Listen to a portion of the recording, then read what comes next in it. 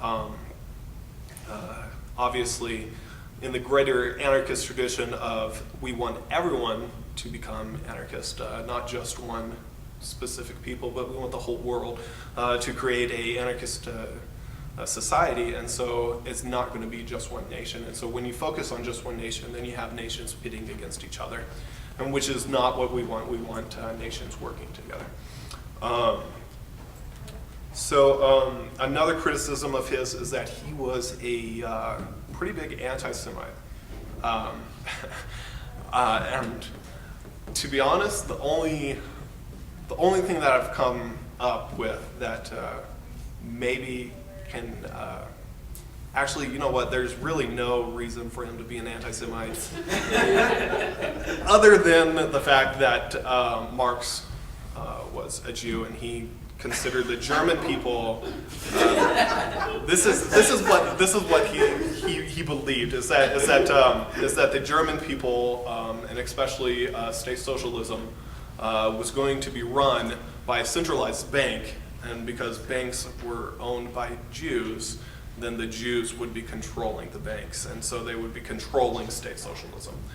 That was his reasoning for being an anti-Semite. Obviously, I don't agree with that at all. Like, that's just bogus. But that, yeah. So he was an anti-Semite.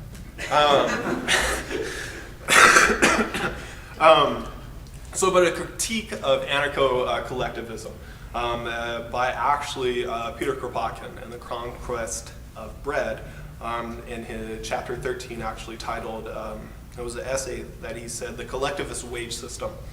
Peter Kropotkin was an anarcho-communist, and so obviously a little bit different, because the communists, as before, believed in giving according to your need rather than what work you have put in, which would be the wage system of anarcho-collectivism.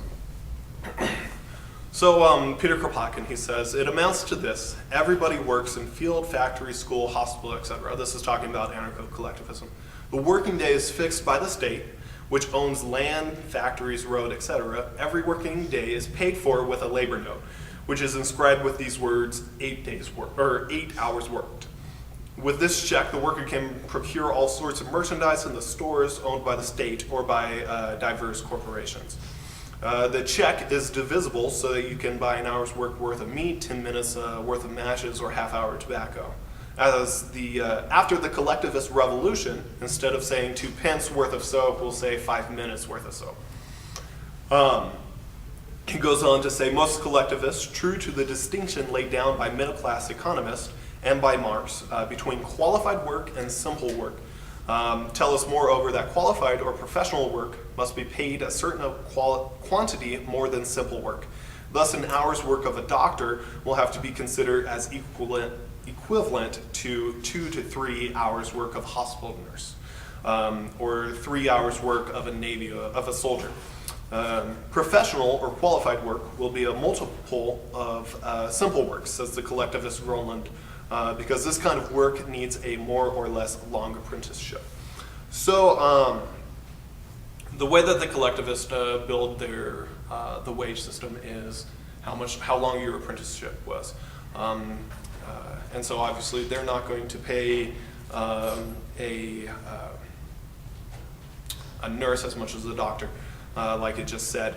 But also what became a bigger split within collectivists was whether to pay, say, sewage workers, because they were in the sewers all day, more than just an average, just a laborer, or someone that worked in the mines. They got paid more because it was more risky than, say, a teacher or a preacher.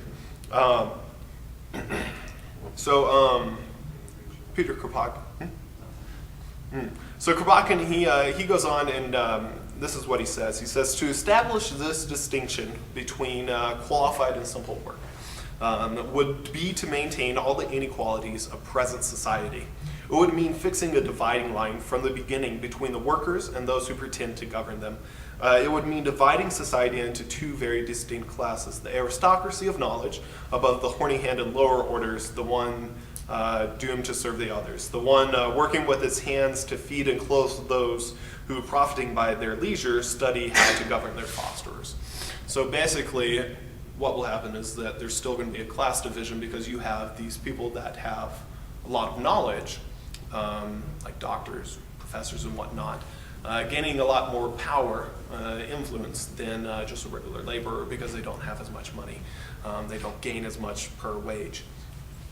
And so that would be a critique of the actual wage system of anarcho-collectivism. And so that's why after 1872, after Bakunin died, collectivism kind of died out with him. And it went to more of anarcho-communism, which was Peter Kropotkin. And my personal beliefs is that while Bakunin did have his problems with anti-Semitism and his invisible dictatorship, he still, though, was firebrand of a revolutionary. Like, he did everything that he possibly could for the revolutionary cause. He worked with unions, he worked with laborers, he worked with the peasant people. He believed that a union between the peasant people and the industrial workers is what was needed really for a social revolution. It wasn't just the workers, because those peasants, they needed to be liberated from their landlords. You know, things can be said against Bakunin, that's for sure. But as a man, Marx even said that in the 16 years that I haven't seen him, it was a long time, he said, in the 16 years that I haven't seen him, he's the only person that I don't believe has retrogressed in his ability, in his views. So he has progressed, he has moved forward, he strived his whole life for socialism and for anarchism especially. And so that's definitely what we should definitely remember about him.